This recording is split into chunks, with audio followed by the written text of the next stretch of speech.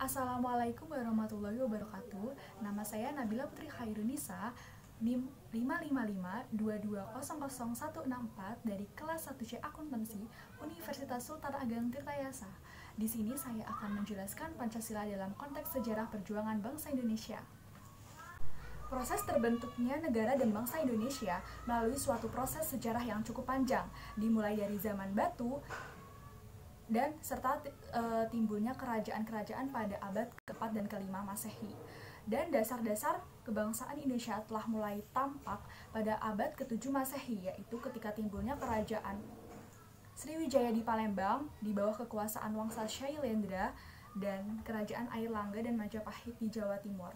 Dasar-dasar pembentukan nasionalisme modern dirintis oleh pejuang kemerdekaan bangsa Indonesia, yaitu tokoh-tokoh pejuang pada kebangkitan nasional pada tahun 1908, kemudian dicetuskan pada Sumpah Pemuda pada tahun 1928, akhirnya puncak tertinggi dicetuskan pada saat proklamasi Pancasila dalam konteks sejarah perjuangan bangsa Indonesia, yaitu ditandai dengan yang pertama berdirinya Kerajaan Kutai pada tahun 400 Masehi di bawah pimpinan Raja Mulawarman dan masyarakatnya ketika itu telah memberikan sedekah kepada Brahmana, dan Brahmana telah mendirikan tujuh buah yupa sebagai tanda terima kasih kepada raja yang dermawan.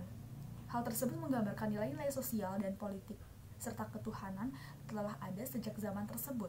Yang kedua adalah kerajaan Sriwijaya muncul pada abad ke-7 Masehi di bawah kekuasaan Wangsa Syailendra. Kerajaan Sriwijaya merupakan kerajaan yang terkenal di Asia Selatan. Salah satu kegiatan ekonomi yang dilakukan kerajaan ini yaitu mempersatukan pedagang dengan pengrajin dan pegawai raja yang disebut dengan Tuhaan Fatak Furah sebagai pengawas dan pengumpul semacam koperasi.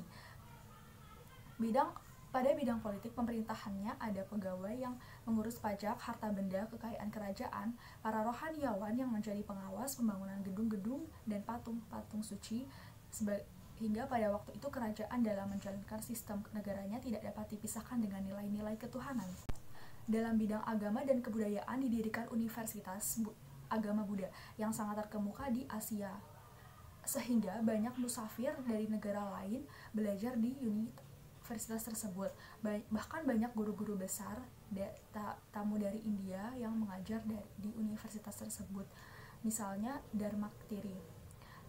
Dalam bidang kesejahteraan rakyat bersama dalam suatu negara tercermin kalimat Marfuat Fanwa Sriwijaya Sidaya Trasubiksa, yang artinya cita-cita negara yang adil dan makmur. Dari berbagai kerajaan yang ada di Indonesia dikemukakan salah satu kerajaan yang cukup menonjol, yaitu Kerajaan Airlangga. Bukti dari mengapa Kerajaan Airlangga berkaitan dengan nilai-nilai Pancasila, yaitu pertama ada membuat bangunan keagamaan dan asrama. Yang kedua, dari segi hubungan dagang dan kemanusiaan menurut prasasti Kalagen dari Raja Airlangga telah bekerja sama dengan Bengala, Kola, dan Campa. Yang ketiga, di bidang keagamaan Raja Airlangga melakukan pengembelengan diri lahir dan batin di hutan. Yang keempat, pada tahun 1019 para pengikut raja dan para brahmana telah melakukan musyawarah. Yang kelima, untuk kesejahteraan rakyat, Raja Airlangga memerintahkan agar membuat tanggul dan waduk yang dipergunakan untuk pertanian rakyat. Yang ketiga adalah Kerajaan Majapahit yang berdiri tahun 1293 sampai 1520. Dalam mencapai masa kejayaannya, Majapahit dipimpin oleh Hayam Wuruk dan Pati Gajah Mada dan serta dibantu oleh Laksamana Nala. Nilai-nilai Pancasila yang terdapat dalam Kerajaan Majapahit yang pertama adalah nilai keagamaan. Pada saat itu, negara Hindu dan Buddha hidup berdampingan secara damai. Yang kedua, dari segi persatuan dan kesatuan dapat dikaji dari Sumpah Palapa yang diucapkan oleh Pati Gajah Mada yang berisikan cita-cita mempersatukan wilayah Nusantara. Yang ketiga, dalam hubungan negara lain, Hayam Wuruk senantiasa mengadakan hubungan dengan baik, misalnya dengan kerajaan Tiongkok, Ayodhya, Champa, dan Kamboja. Keempat, dari segi nilai-nilai politik dan nilai musyawarah, Hayam Wuruk telah memiliki penasihat di bidang pemerintahannya. Masuk ke dalam zaman penjajahan, dengan runtuhnya Kerajaan Majapahit, maka secara bersamaan berkembanglah kerajaan-kerajaan Islam seperti Kerajaan Demak, Samudra Pasai, dan lain-lain, serta berdatangan orang-orang Eropa di Nusantara seperti Portugis, Spanyol yang ingin menguasai Indonesia karena yang kaya akan rempah-rempah. Demikian pula dengan Belanda yang masuk ke Indonesia sejak abad ke-16 dengan VOC-nya atau company-nya telah melakukan paksa-paksaan sehingga banyak mendapatkan kebangkitan nasional. Kebangkitan nasional tumbuh karena kesadaran atau kekuatan dan kemampuan diri yang dipelopori oleh Dr. Wahidin Sudirohusodo dan Budi Utomo. Dengan berdirinya Budi Utomo pada tanggal 20 Mei 1908 tersebut, akhirnya lahirlah pula berbagai pergerakan nasional lainnya seperti Serikat Dagang Islam pada tahun 1909 yang kemudian berubah menjadi Sarekat Islam pada tahun 1911 yang dipimpin oleh Hos Cokro Aminoto. Yang kedua, Initiative Party pada tahun 1913 dipimpin oleh 3 serangkai, yaitu Doris Dekker, Dr. Cipto Mangunkusumo, dan Ki Hajar Dewantoro. Yang ketiga ada Partai Nasional Indonesia tahun 1927 yang dipelopori oleh Insinyur Soekarno, Dr. Cipto Mangunkusumo, dan Sartono beserta tokoh-tokoh lainnya.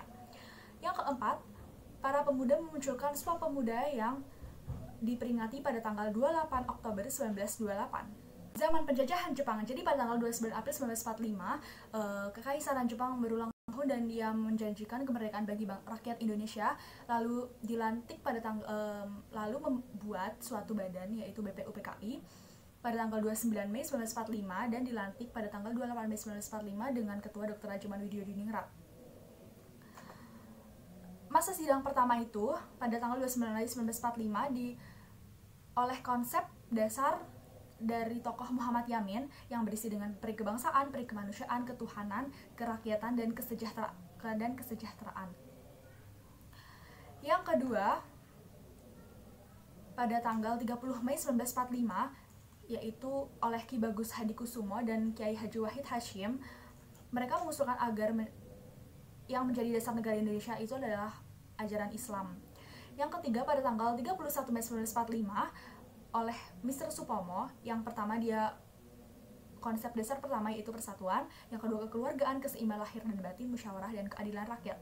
Yang keempat ada Insinyur Soekarno pada tanggal 1 Juni 1945 yang isinya adalah kebangsaan, kemanusiaan, mufakat atau demokrasi, keadilan sosial, dan ketuhanan yang berkebudayaan. Berhubung semua usul yang diajukan dalam masa persidangan pertama berupa usulan yang bersifat individual, serta dalam pembahasannya belum tercapai kepada kata sepakat, akhirnya dibentuklah panitia kecil, yang berarti panitia 9.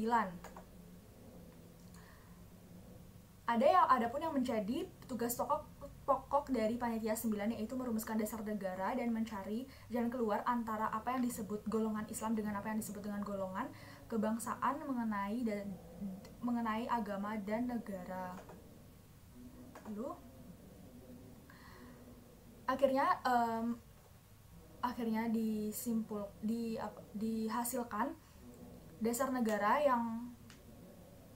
yang awalnya sila pertama itu berbunyi ketuhanan yang dengan kewajiban menjalankan syariat Islam bagi pemeluk-pemeluknya diganti menjadi ketuhanan yang Maha Esa karena masyarakat Indonesia Timur protes akan sila pertama yang berbunyi ketuhanan dengan kewajiban menjalankan syariat Islam bagi para pemeluk-pemeluknya. Terus masa persidangan kedua ini pada tanggal 10 sampai 14 Juli 1945. Akhirnya sidang PKI menerima hasil kerja panitia itu setelah berhasil menyelesaikan tugasnya. Kemudian BPUPKI dibubarkan pada tanggal 7 Agustus 1945. Lalu dibentuklah PPKI, Panitia Persiapan Kemerdekaan Indonesia, pada tanggal 9 Agustus 1945. Kemudian yang diketuai oleh Insinyur Soekarno. Hasil pada sidang PPKI tanggal 18 Agustus 1945 yang pertama adalah mengesahkan Undang-Undang Dasar Negara Indonesia tahun 1945, yang kedua memilih presiden dan wakil presiden yaitu Insinyur Soekarno dan Dr. Andes Muhammad Hatta, yang ketiga untuk sementara waktu presiden dibantu tugasnya oleh KNIP. Dan pada tanggal 17 Agustus 1945 Insinyur Soekarno memproklamasikan negara Indonesia di Jalan Pegangsaan Timur nomor 56. Lalu setelah kemerdekaan, setelah masa proklamasi itu ada negara Republik Indonesia Serikat yang dibentuk pada tanggal 27 Desember 1949 di Den Haag, Belanda, yang diketuai oleh Ratu Juliana. Terus ada Negara Kesatuan Republik Indonesia, Dekret 5 Juli 1959.